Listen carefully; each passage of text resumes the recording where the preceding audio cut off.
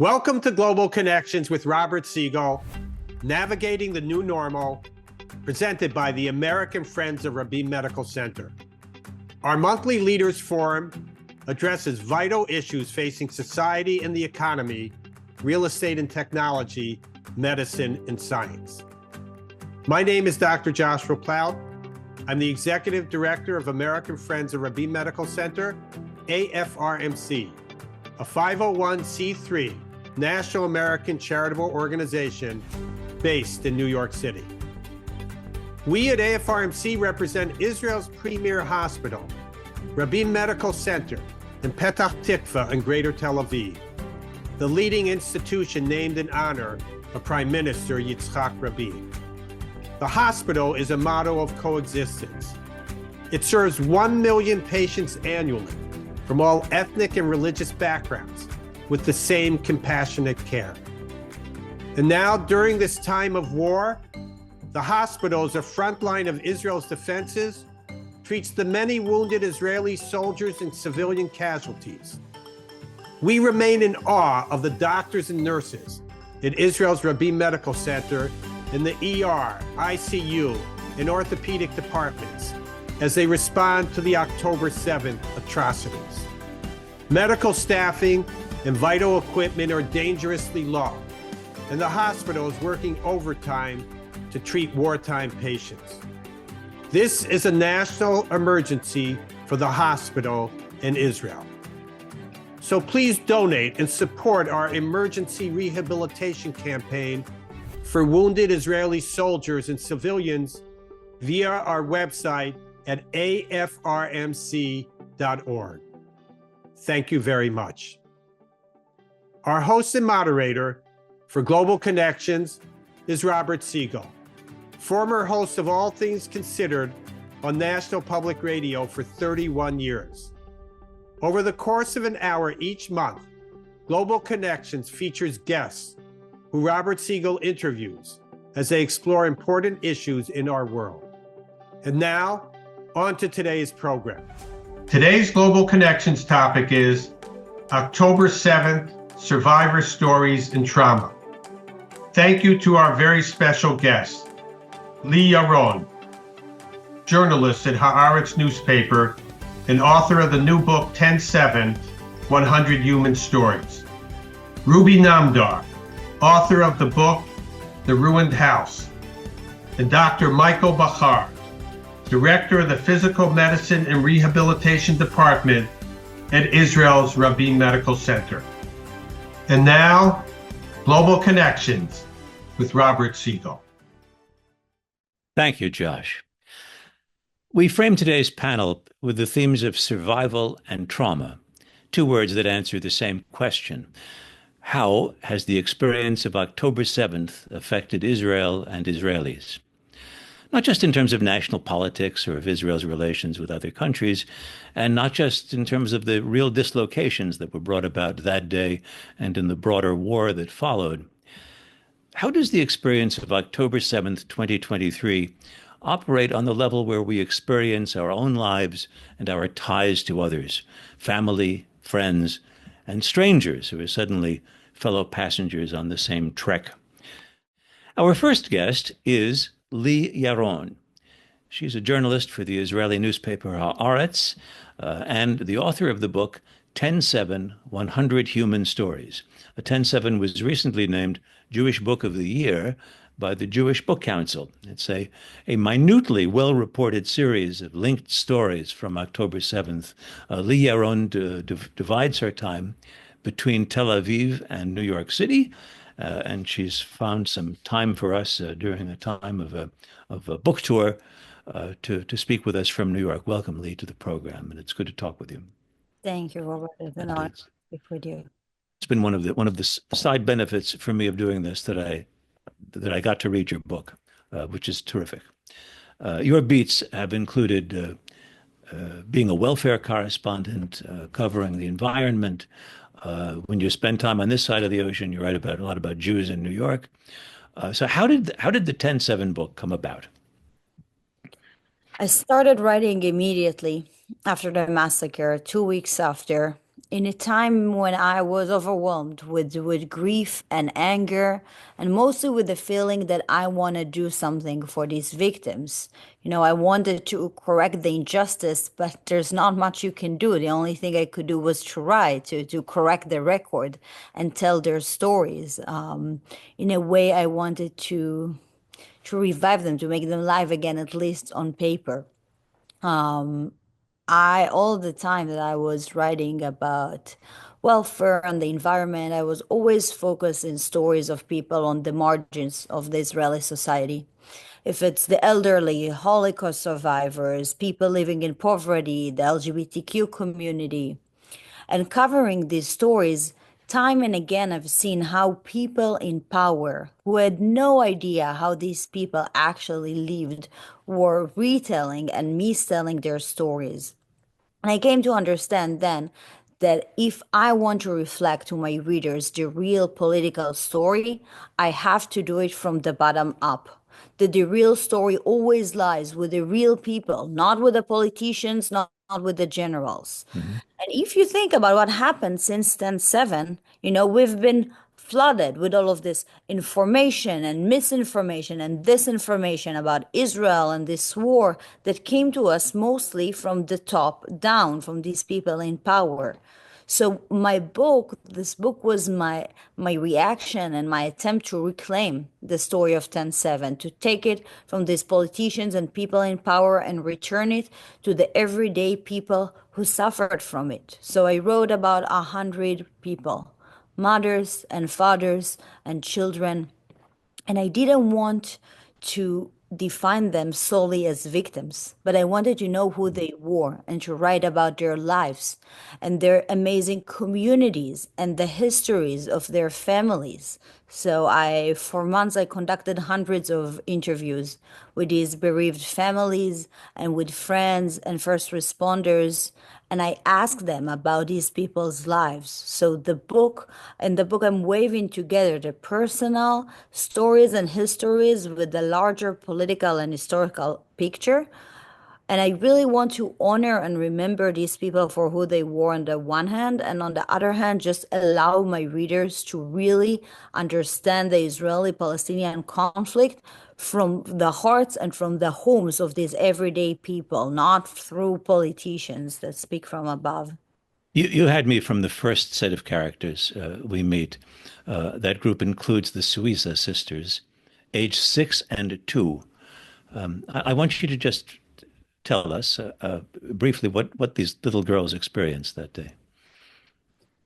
It's an incredible story. It's the first chapter of the book named Dept, and it's a story about four families. One of them is the Suiza family, but there are other three, and we can even count a bit more families who never met these two little girls or their parents, but all of them decide to sacrifice so much and do everything in their power to try to save these two little girls. They were found covered in blood near a police station in the midst of the attack. Nobody knew who were their parents, how come they were left near the police station, what happened to them. They were crying. Police officer gave the two little girls to a man who was just going to the synagogue. He was 23. His name is Inon. He's a young father himself. His kid, I think, was 1 month or 2 months years old when 10/7 happened. And Inon is not asking any question. He's taking the two little girls and he runs back to his house and he takes care of them. I don't want to tell all the story, but there are many other people. Some of them are Jews, some of them are Arabs that we were introduced in this story and see, I think the story is a story of hope, even Mhm. though it's a difficult one, because it shows the most beautiful things in the Israeli society and in Israeli identity, which is the way that we come together, that everyone feels like this extended family, even if we're Yeah, strangers. I certainly felt that the people who uh, had been presented with this pair of little girls and had never seen them before responded like they were long lost relations who had been who were in need of assistance, and it's very it's a remarkable tale. I wonder which struck you more in doing all this, how varied the many human stories were, or how similar they were at their core in some way.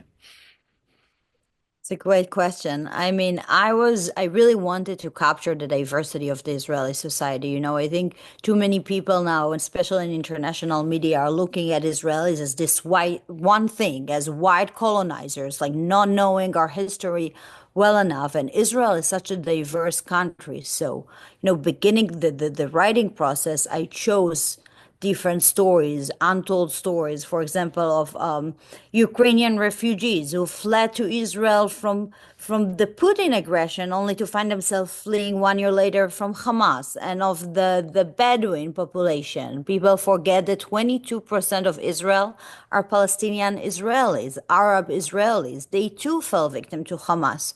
People who are living in unrecognized villages in the Negev desert and the peace community. So many different communities. But yeah, their circumstances are different, but the grief is the same grief.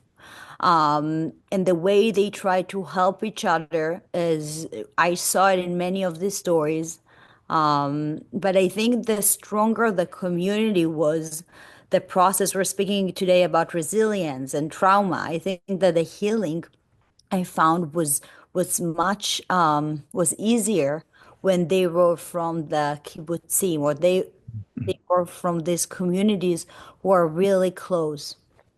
I want you to talk about one group, which are the peaceniks. I mean, the people who lived close to Gaza were not a random selection of Israelis. There seemed to be a disproportionate number of people who felt pretty deeply invested in what's ever left of the peace process, and who, when times were better, had extensive dealings with people across the line in Gaza, and there were those who drove Palestinians to Israeli hospitals for medical support.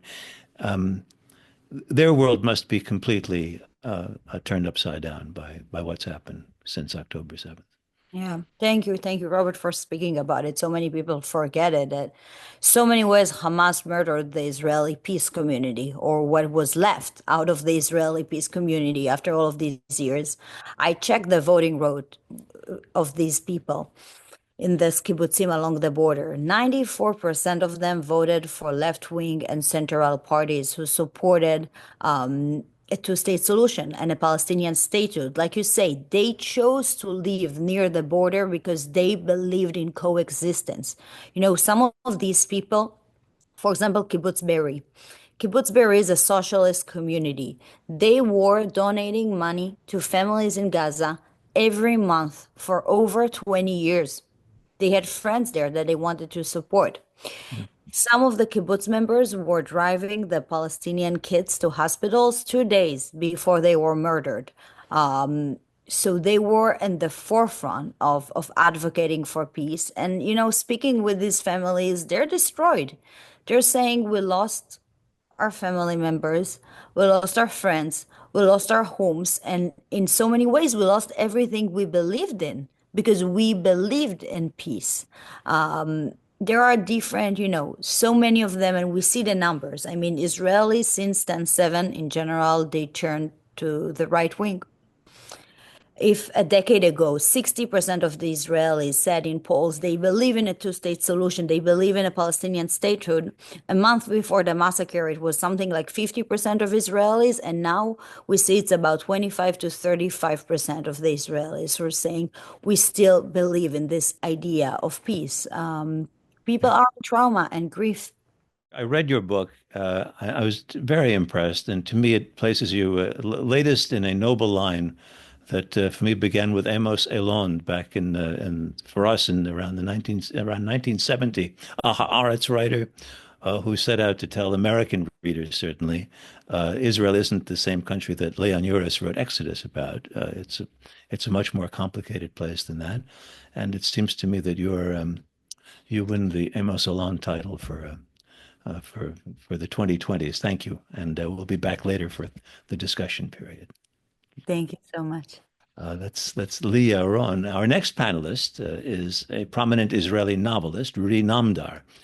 His novel, The Ruined House, is set in New York City, where Ruby lives and teaches. Like many Israelis who live in in this country, and like many American Jews as well, he experienced October 7th, 2023 from afar, but that doesn't mean that he was spared any sense of trauma. Rudy Nadmar, welcome. Namdar, welcome to the. Thank you very much. Thank you for having me. A few months after 10/7, you told an interviewer for The Atlantic, actually, the thought of working on fiction feels beyond absurd to me right now. I don't have the bandwidth. Also, what could I possibly dream up as fiction that could top our reality? That was then. Is it still now? Well, funny you should ask. I am, in many ways, yes. I am just trying to begin a new novel that I was working on laying the foundations for, and then the situation, Hamatzav, as we call it, happened, and nothing has been the same since. And I have to tell you that I was actually uniquely apolitical in my public persona. Like everyone else, and like all Israelis, I have many opinions, and they're all very, strong opinions. But I never politics and again, the situation, as Israelis like to call it when I was growing up, Hamatzav, was never something I spoke about publicly. My writing had nothing to do with the politics and even the existential situation of Israeli society. And I was always drawn to a Hebrew and themes and the language that was not from here and now. This was my kind of signature as a writer. And then October 7th happened, and nothing was the same since. And now, a year and a half later, I am trying to return to fiction, and I find some comfort and solace in trying to imagine and hear voices and see sights and see the visions that bring that create fiction. But I did not have the bandwidth until very, very recently. Yeah, I was going to interrupt and say, actually, you do in the Ruined House, you do write about Israel and Israeli leadership, Yeah. but it's the high priest in the temple and Yes. many centuries ago. So Yes. that's the Israel I read about. Yeah, and also in the Ruined House, I think that was a book that was written when I first arrived in New York some 25 years ago. So I started working on this book a few years after my arrival, and at the center of the book stood my fascination with Jewish America and with New York and with America, but also with Jewish America and with American-style Jewishness. I'm using the term Jewishness rather than Judaism. That was so alien and fascinating to me that I wanted to write about it. And I found myself, by the way, while writing The Ruined House, referring to my protagonist, Andrew Cohen, the professor that's at the heart of the story, his first visit to Israel. And I surprised myself by what I wrote, that young Professor Cohen, not a professor then, was actually taken aback and a little alienated by the Israeli experience. He did not become a staunch Zionist. And years after I wrote this, I was not surprised, but yes, shocked by the level of alienation that so many American Jews, especially the young, feel towards Israel today. And that was a shocking revelation to see that I managed to capture it in a book that was written a while ago. And yet the seeds were theirs because I clearly saw something. You're describing what you were surprised about in them, but you told me also that all of this revealed to you surprises that you saw in yourself, that Yes. your reaction to it all stimulated Yes. by October 7th. Yes. For me, I have to say that I feel that there's a double layer of trauma. It's not a competition. I mean, I'm sure that there's so many ways in which everyone, Israelis, Jews, and just people who have like a human soul are traumatized by this atrocity, by this terrible crime against humanity that happened on October 7th. But I also had a chance to watch myself unravel in a way and reveal some identity structure that I was not as aware of, because until then it kind of became my slot, my niche in Israeli literary culture.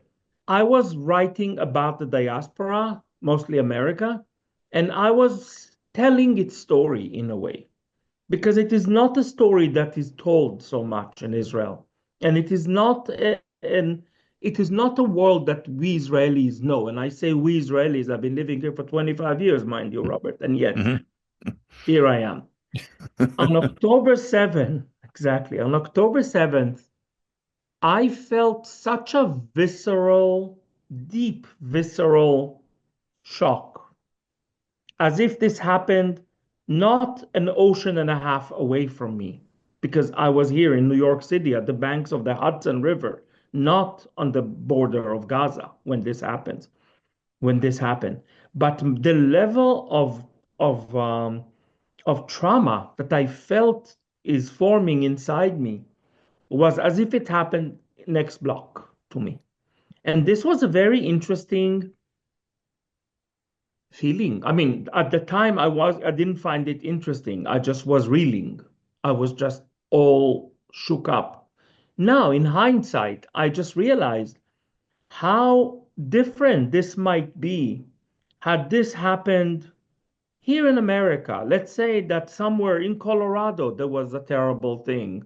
I think Americans would be shook up, but I think us Hmm. Israelis, there's something about our sense of community and communitas, that sense of active, irrational, deep sense of solidarity that is the cohesive factor in Israeli culture, and that was challenged so badly over the last few years by the political unrest and by the whole fight over the juristic reform or revolution, depends how you want to call it.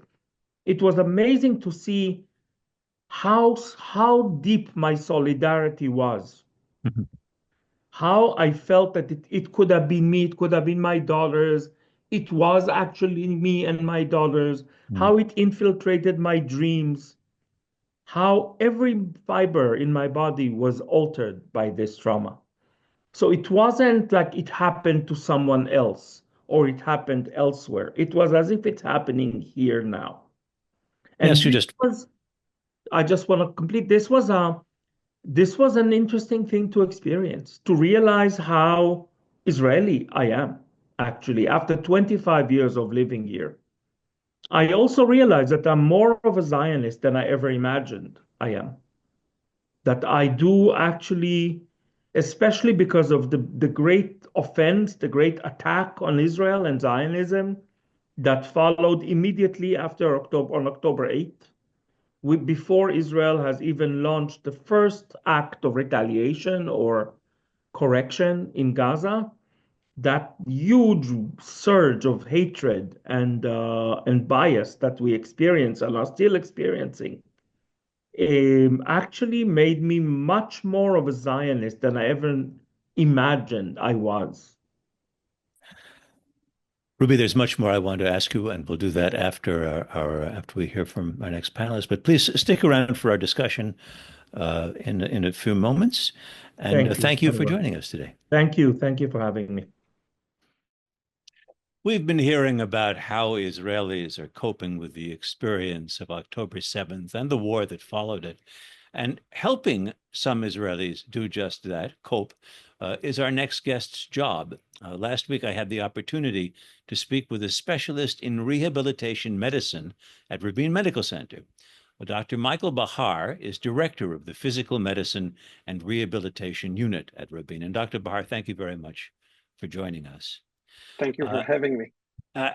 To what degree have the events of the past year and a half or so affected the number of patients, the number of people you're seeing at Rabin? Enormously. Rabin Medical Center had a crucial role in the response of Israel to the war, and we saw a very high number of war injuries and war casualties that arrived to be treated at the hospital. We're talking about around 1,200 soldiers who were injured during the war, who was treated at Rabin Medical Center at Petah Tikva as a total, and many of them proceed to rehabilitation services in the hospital as well, but definitely very significant and high numbers of casualties. I wonder if you could tell us what types of treatment are typically given and what kind of specialized medical staff is on hand to give it. Of course, as a rehabilitation department, the clinical approach is very multidisciplinary, and the medical staff, the specialized medical staff of the department includes PM&R specialists, doctors, nurses, physical therapists, occupational therapists, speech therapists, psychologists, social worker, nutritionalist, all work combined and together in order to achieve the functional goals and rehabilitation goals of the patients. What are the most common injuries that you're treating? The department treated mostly war injuries during this period, the year and a half that it's been working. And what we see most of all is war injuries. It includes blast injuries, shrapnel, gunshot wounds, traumatic brain injuries, and we see a lot of injuries from the emotional part on acute and post-traumatic stress disorders. It's a lot of the injuries that we see. We read in the Times of Israel about a patient of yours being treated by your unit, that is a young soldier named Eitan. Do you know his story? Of course, I know. I treated him for almost 3 months in the department. Eitan is an extraordinary and brave Israeli soldier, and he suffered a complicated injury, multi-trauma injury. I won't go into details, obviously, but he did a wonderful rehabilitation process. And I'm glad to share that he was discharged from the department 2 weeks ago, overall in a good condition. And it's been a real privilege to treat him. He's an amazing young man. What when you say he's an amazing young man, what sticks with him? He was one of the patients that had such a charisma and such a positive approach, even though he was, as I said, he had a complicated situation, medical situation, but his charisma and all this good vibe that he brought to the department actually influenced other patients other soldiers, other wounded soldiers in the department to go on and to do better in the rehabilitation process. It was really amazing to see. It's not a common medical term, charisma, but it has an effect on patients surrounding him. A lot. And we actually see our department is relatively small. We're talking about 14 inpatient beds. And you see the power of the group, of these soldiers who were injured, suffered different injuries, but working together to achieve the rehabilitation goal. And you see how they influence one another. It's really amazing to see. And I think it had a very positive effect on the rehabilitation process of these soldiers. The American Friends of Rabin Medical Center, which produces this series of panels, donated an exoskeleton, obviously a synthetic exoskeleton that helps semi-paralyzed patients to walk. Can you tell us about the device and about Shachar, the first patient to actually use it? Of course.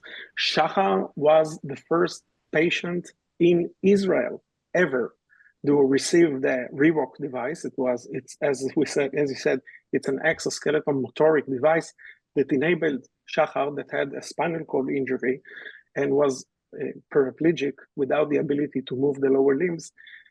He was able, with the rehabilitation process that he did in the department, where we trained him how to use the device.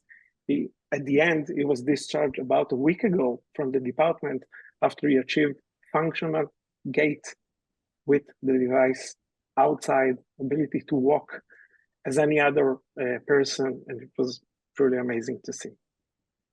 You've announced a partnership with Rabin Medical Center's Innovation Lab that includes the application of artificial intelligence, or I assume the further application of artificial intelligence to rehabilitation. What kinds of applications do you hope to see just over the horizon? Yeah, so we're actually already working on developing several AI instruments. We know that AI is in many senses the future of medicine and rehabilitation medicine in specific. And we're working on two main areas. One of them is the cognitive assessment level of patients. We will be able, with an AI instrument that we're developing, to organize all the various cognitive assessments that we're doing for the soldiers in order to achieve a better review of the cognitive situation. And another very interesting thing that is being developed is the ability to create, we create an AI assistant who is able to identify those who are at larger risk to develop post-traumatic stress disorder based on a chat with the patient. It's very exciting. It's very useful for the rehabilitation treatment, and we're working on it. You know, there's a conversation, sometimes an argument that takes place in the United States about our Veterans Administration hospitals and the idea of special institutions that are for veterans. And those institutions, while they may have problems, are very often extremely popular with the veterans who find the company of other veterans in treatment to be extremely important. And I just wonder, you have a small unit, but if you have all soldiers in there at any given time, is there some important unit cohesion that you experience? As I said before, the power of the group of soldiers working together for the rehabilitation goals was very, very impressive, and it influenced a lot the functional outcomes of the patients treated in the department. We see it, they give each other strength. It's easier for them to communicate with people who suffered similar injuries and are facing the same kind of process with the difficulties, with all the various injuries that they suffered, and it gives them a lot of strength. And we see it in the positive results and the good results that we see in the rehabilitation processes in the unit. And you've mentioned post-traumatic stress disorder. Yes. Is counseling and therapy, is that an important element to psychotherapy of what goes on? It's in the center. It was in the center of our activity and treatment since day one. Okay, and we implemented a lot of different instruments and therapies in order to face this situation. We understood that these young soldiers who arrived to us, all of them suffered a major traumatic event. Okay, this injury is always very traumatic. So we first of all, we have a psychologist in-house in the department, that every patient is being treated. That's not the baseline care at the rehabilitation department, but in the rehabilitation department in Bellinson at Rabin Medical Center, all of them receive personal psychological treatment. We also implemented group therapy for the soldiers. We implemented virtual reality devices, okay, with dedicated programs of mindfulness and other therapies that were very useful. In all of them appear, a lot of them appear as acute stress disorder, and our main goal is to avoid the acute stress disorder to develop into PTSD, into post-traumatic stress disorder. Exactly. So virtual reality, and we work closely with the psychiatry wing of the military in order to give them the ongoing treatment after they're being discharged from the department. I want to ask you just one last question that yes, it really doesn't relate to your specific role at the hospital, but just your life as an Israeli. As you said, it's not just the soldiers who have experienced traumatic, but the country has experienced a traumatic time. And I'm just wondering how you deal with the memory of that of those events from October, and are they still with you, those memories? All the time, all the time. I think that all of us, all of the country went through something big, something that we will still need to process. It's obvious that we're still in the doing part of the response. We're very busy in the response, in the day-to-day work and activity. And I'm sure that the time will arrive that all of us will need to just have a little break and begin to process what we've been through. It's very complicated for sure. Here's hoping. Yeah. Dr. Michael Bahar, Director of Physical Medicine and Rehabilitation at Rabin Medical Center in Petah Tikva, thank you very much for joining us for this recorded interview today. Thank you, Robert, for having me. It was a pleasure. Thank you. And still with me for this panel, live with us, are Ruby Namdar and Lee Yaron, two fine Israeli authors who are with us. And both of you have some divided life between the United States and Israel. Ruby, you've been living in New York for a long time now, 20, or as you would say, maybe not so long, just 25 years. And Lee Yaron, you spent half the year here and half the year in Tel Aviv.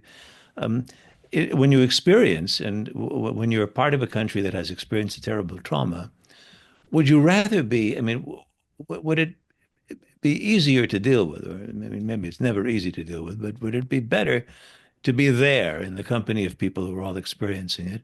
Or does the distance make one feel safe and therefore in some way an improvement? Lee, Yaron, what are your thoughts on that?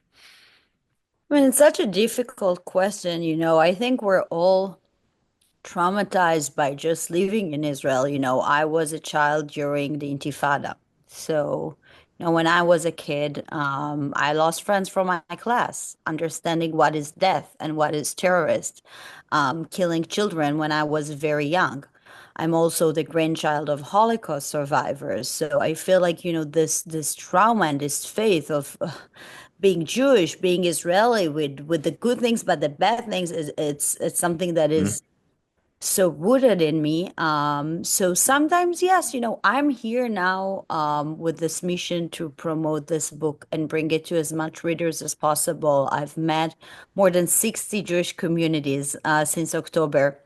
And I'm speaking with people about these stories and a little bit of what we shared before. So I feel like, being here, speaking with these audiences, I have a more important role to do here than I would have in Israel. Because in Israel, I don't need to tell these stories. We'll leave the trauma, we'll leave the stories. Everyone lost someone. So maybe it's to relieve my own pain and grief. I need to feel like I have a mission and I have something useful to do with my time. And so for me now, being here and telling the stories is better in a way. I couldn't leave everything and run to Israel, but that was what my instinct was. My instinct was I want to go there. And it wasn't possible first because I have a family here. And let's just say that my wife was not impressed by my desire to go to leave everything and run to Tel Aviv without any real plan. She said, "Is there any organization that is waiting for you to do anything?" I said, "No, I just want to go there and help, volunteer." We also had some family members who came here for various reasons, and in a way that was our job to like be here and take care of them. But I definitely was very much seized by the urge to be there. And to the day, I feel that I would have been perhaps better, felt better, and have been more maybe coped better with this trauma had I been able to be there at that time.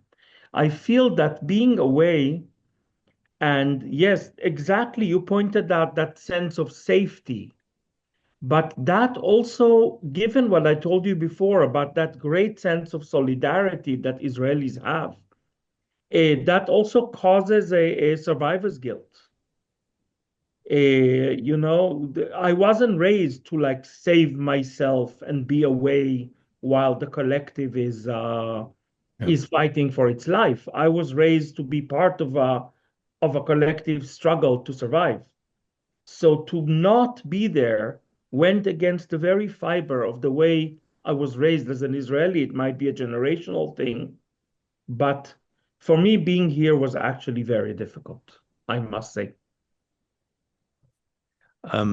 Lee, I asked you earlier about the little Suiza sisters. There's somebody else I want to ask you about, and his town. And this is Chaim Rumi, whom you write about from, I guess it's the town of Ofakim.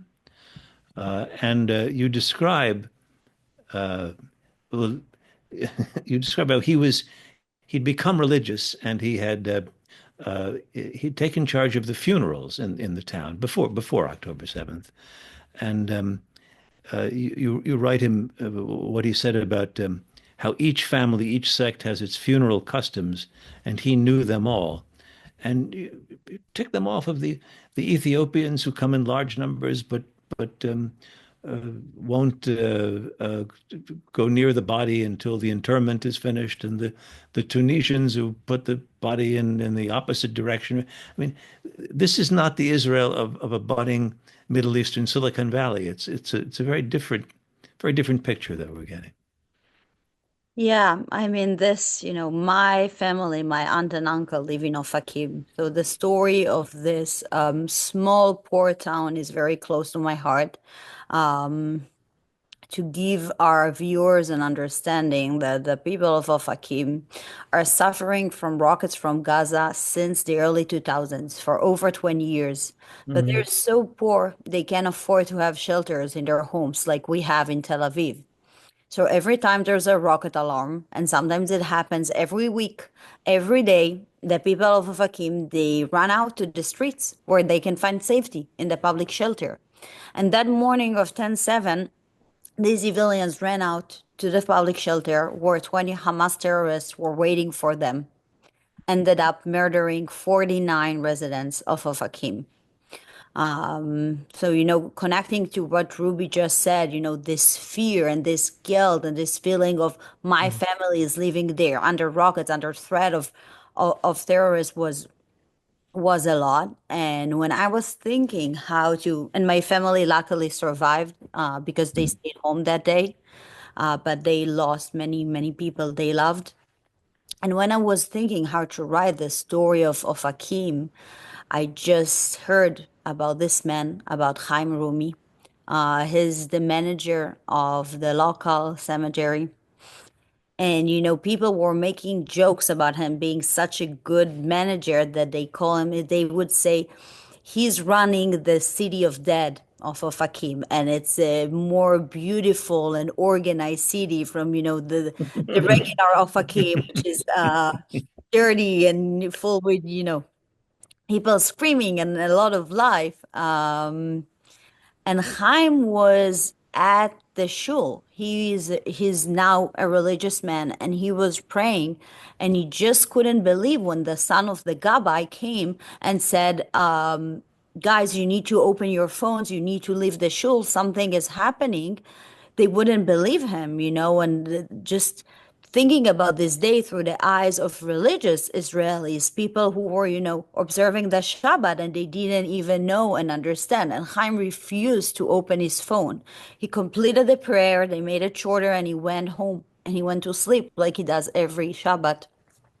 And he was woken by the idea of telling him to go and open the cemetery and begin burying his friends and neighbors. And he was there for a few days without sleeping, opening bodies and saying, "Oh, I know this guy. He was just a child at my wife's kindergarten 20 years ago, and I know this guy from there." And, trying to help them and give them at least a decent burial was his way to try and help. It's a heartbreaking story, but I think it tells us so much about Israel and the diversity and the people of Ofakim and all of these overlooked communities we don't hear about when we read the coverage of Israel in the New York Times now.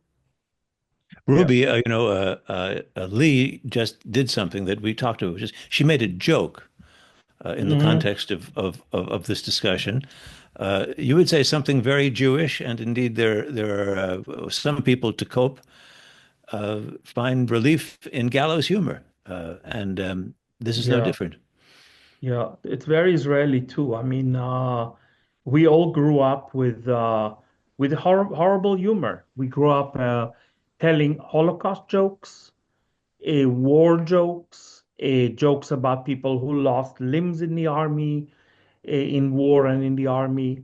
Every horrific aspect of Jewish and Israeli life, at some point became a butt of a very, very bad and funny joke. I say bad because it's just so not American in many way, because there's such a cultural difference here. I mean, if we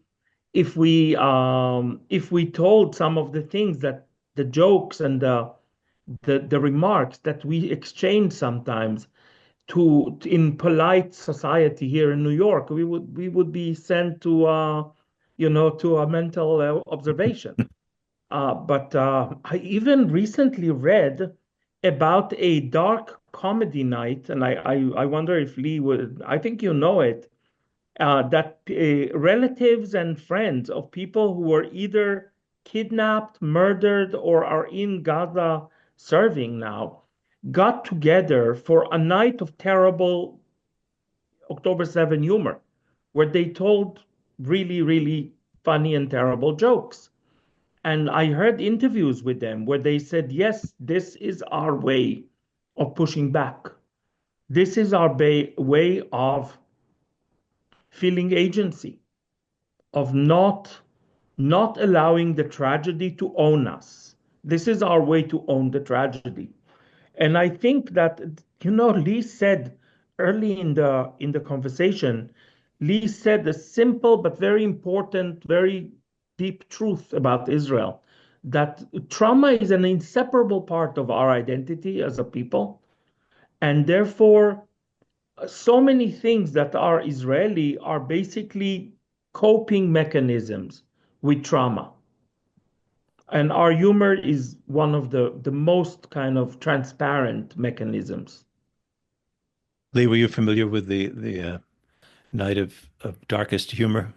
I mean, I heard about a different show. Maybe there's a competition of two widows who are, one is a widow from the former Gaza war in 2014, and one is from now, and they're working together and sharing, jokes about their life as widows. But I think Ruby put it together so beautifully. It's true. It's part of our identity, and it takes us to this question of, was 10/7 part of Israeli history or part of Jewish history in this way? And in so many of these conversations I had with the bereaved families, the people they lost on 10/7 weren't the first people in their family to be murdered for being Jews.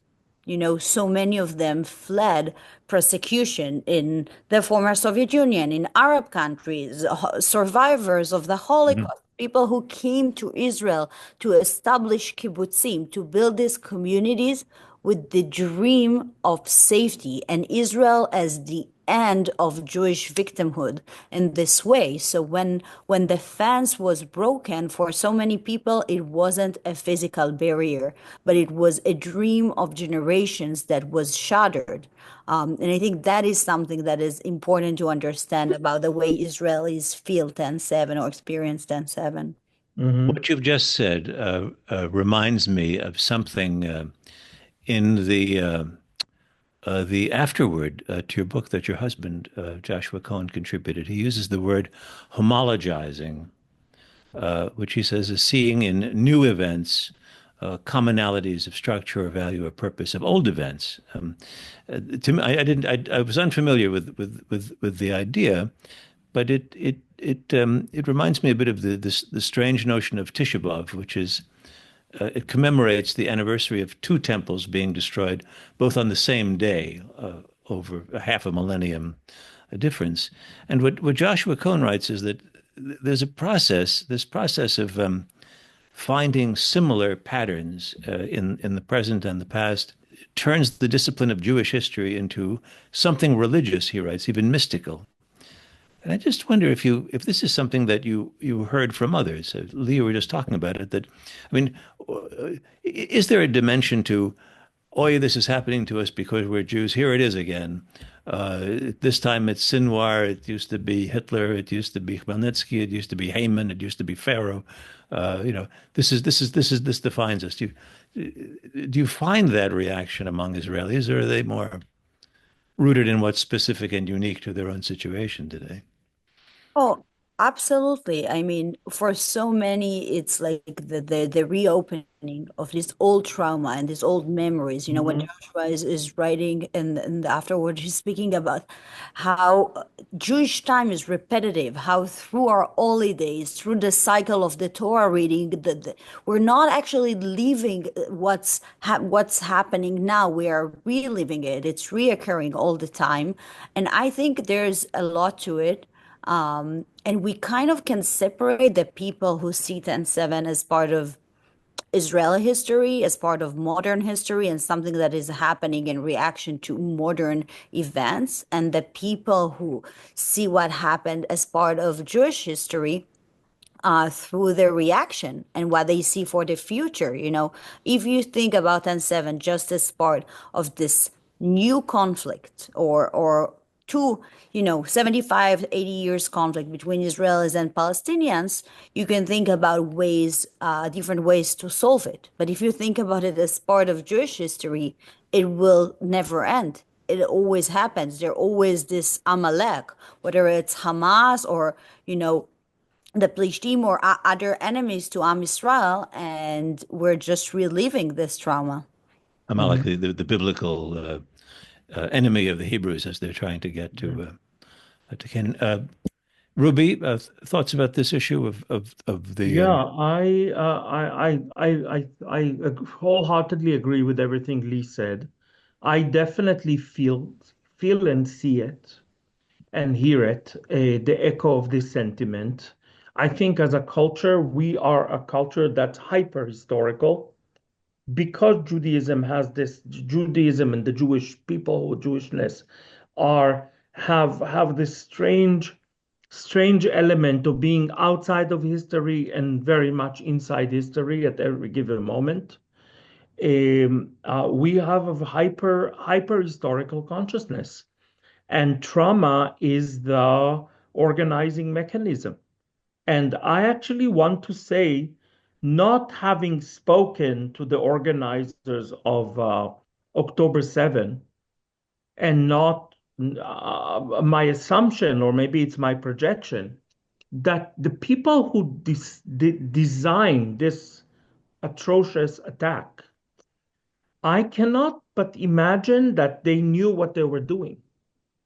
That one of the effects that they tried to get and succeeded, I think, is to remind Israelis that we're Jews. Take us back to that helpless place of a minority. For one day, parts of Israel, but actually all of Israel, including us abroad, relived traumas that we heard about from grandparents of being a defenseless minority. The fact that this happened while we have a sovereign country and are boasting one of the strongest armies in the region, and this like all-knowing intelligence and all that, actually made it more monstrous, more scary, more traumatic. Because here we are with the fancy army and intelligence and Mossad and all the stories we tell ourselves that Jewish history ended with us. We are the new Jew. We are no longer at the mercy of a barbarous majority. And here we are. We were there. And if you want to go there, I would say that the great, some would call it overreaction. I personally am not sure that it was an overreaction. The retaliation in Gaza was came from this trauma. And it was meant to correct and compensate for those few hours where we were robbed of our sense of sovereignty and sense of being the new Jew, and were thrown back into that dreaded diasporic helplessness. There has been an observation by Hamas spokesmen over the years that the Jews of Israel love life more than any other people, which it sounds at first like a compliment, but it follows along to say, therefore, they're weaker than we are because we're prepared to face death, and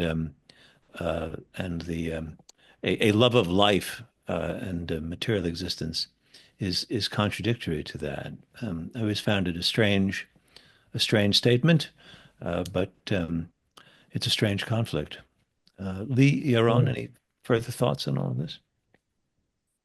Maybe to try and be optimistic when we're reaching the end of this conversation, and thinking about our love of life as something that can lead, to a different path. I mean, you were speaking at the Rabin Center, and half of the Israelis, and I'm included in this generation, are 30 years old or younger. And that means that we were born with or after the assassination of Prime Minister Yitzhak Rabin, and in so many ways at the end of the era of hope for peace. I never lived in a time when there was real hope for peace, for the end of this conflict. I heard about it from my parents, but we were always told by our leaders that we will just live like this forever, and that technology and the Iron Dome will be enough to protect us and to give Israelis a good enough life in this endless wars and conflict. And we spoke about it. I know that Israelis are now turning to the right, and I understand it. And so many of us are in grief and in pain, but I see the young people who are coming back from this war, and they are destroyed. And so many of them are speaking about not wanting their kids to experience that, and about the prices of a horrible war. So I remember the words of Rabin when he came to sign the Oslo Accords. He said, I come here today as a soldier. I come from the country where parents bury their children. And as a soldier, I say, enough with the tears, enough with the blood. And my hope is that my generation that was not part of this process will end and will find a solution from our love of life and from our love of Israel. Ruby, Namdar, I give you the last word. Again, I agree with Lee completely, as I often do. I want to also point out that having, for example, listened to Dr. Bahar, this remarkable man, and devoted to innovation in the service of life. I want to say, yes, maybe there are moments where the despise for human life gives our enemies like a momentary advantage. But I believe that actually in the long run, the fact that Judaism is the cult of life, our belief in life, our hope, our caring about human life, caring about everyone that needs help in surviving and thriving, is a great source of power. I believe it kept us until now, and I believe it will give us strength to continue and survive. Well, I'd like to thank all of our guests, Ruby Namdar, Yaron, and Dr. Michael Bahar, whom we heard from earlier. Many thanks also to Joshua Plout and Ronnie Giuliano from American Friends of Rabin Medical Center, which produces Global Connections, and to our technical director, Bobby Grandone. Our program sponsor is the American Friends of Rabin Medical Center. It's a 501c3 national charitable organization that represents in the U.S. Israel's largest hospital, Rabin Medical Center in Petah Tikva, in Greater Tel Aviv. The website is www.afrmc.org. Join us next month for our panel, It's the Economy, Stupid. I'm Robert Siegel, and this has been Global Connections, Navigating the New Normal. See you next month. Stay healthy and stay safe.